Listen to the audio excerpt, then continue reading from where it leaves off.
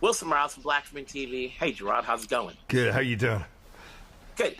This is not your first rodeo doing animated films. So what led you to say yes to taking on this holiday project? I didn't expect that that's what I would be doing. I don't necessarily have a plan of made animated. I won't make animated. This felt completely different. It's 2D animation. The story, it's a musical. It's so unusual and fresh that I kind of the second I read it and I knew who was making it, I got the spirit and I could see what I could do with Santa. I can have a lot of fun. I know this guy. I know the Santa that we're trying to create here, and the fun that we're trying to have, and the silliness and the warmth and the goofiness.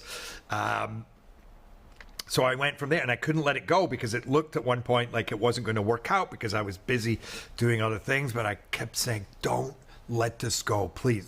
We can work this out. Just be patient." And fortunately, we did, because it was something that I knew I had to make it. I felt like it's my destiny to do this little movie and to play Santa and work with Peter Baynton and these other wonderful actors in the movie.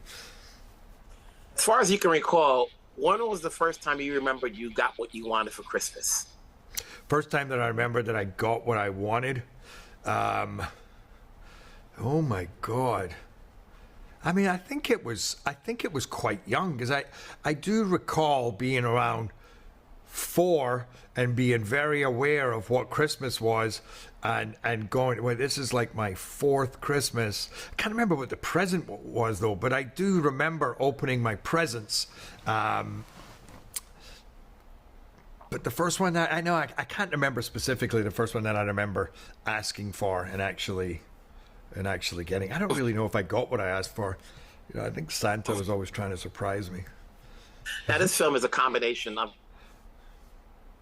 Christmas and Alice in Wonderland, so you have to have some sort of memory of both of those to get an idea as to who these characters are. Specifically, Alice in Wonderland, when you see these characters, so like, did you have to brush up as far as going back to saying, okay, who's the Mad Hatter? Who's Alice? What are their roles?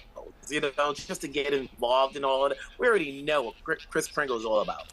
No, I knew enough of what both these stories were, and I could get it all from the script. I really, like I say, in fact, when I read this script, I wished that I could have walked right into the recording booth and done it there. And that happens rarely. I got that with Rock and Roller, the Guy Ritchie movie, where I'm reading something going, I feel this now. I get it. I know that if I was to stand up now and do it, it would be just as good, if not better, than if I have too much time to think about it. Like I wanted this freshness to it. And so I thought between the script, the animation, the music, the time with Peter and the animators, that we had everything we needed to create our version of A Night Before Christmas in Wonderland. Speaking about the music, how much did you have to brush up on your music skills? A little bit, but not a crazy amount. The first morning I went in and I hadn't sang for a while, and this vocal coach Sonia Jones, who's amazing, started doing a warm up, and I was not sounding very good. Everybody was in the room. I was like, oh my God, what are they thinking? But 30 minutes, I was kind of into it. The next minute, I'm belting out those songs. Like, the learning curve was steep, and by that afternoon, I'd laid down all the tracks, took them away to think about them and work on them. And then when I came in, it was great, because also by that point, I was inhabiting Santa. I was inhabiting this character, so the songs were coming from there almost. From this kind of fun character who's not really a singer, but he thinks he is, and he's like, kind of trying to persuade people. He's showing off to the world, and he's kind of trying to tantalize people into going down the rabbit hole with his jazzy cabaret number. I think the songs are wonderful in this. Each one is like could go to number 1 in the charts as a Christmas movie, or just as a song, a Christmas song.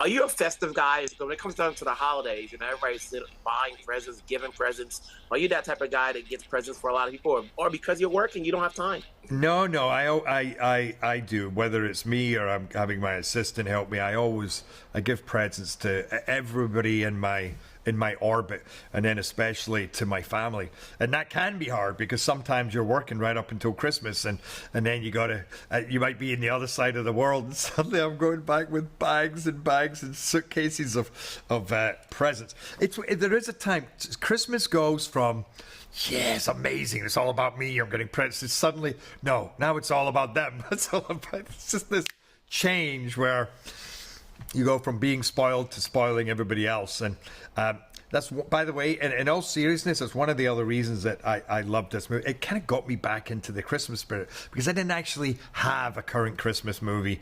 And there's not, when I go home now, the thing that I think of is not a particular Christmas movie. So it was nice to make one that you think could become one for our family or for other families, you know, to kind of get you back in the spirit.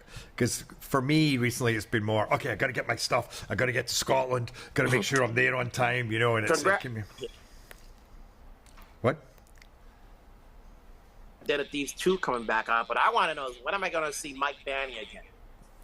Yeah, I don't know. We do have a script, but there's not really any movement on it right now. I'm not sure what's happening with that. That's true. You reminded me. I should check that out and see where we are. Hey, listen, you had a good thing going. I love watching those movies, and obviously I'm looking forward to seeing Den of Thieves 2. But you've got this one going, so it's always good to see you on the screen, whether it's your voice or in person. You know, congrats on all these roles coming up. We'll talk down the road pretty soon, but congrats on this one. All right, my man. You take care. I appreciate it. Bye.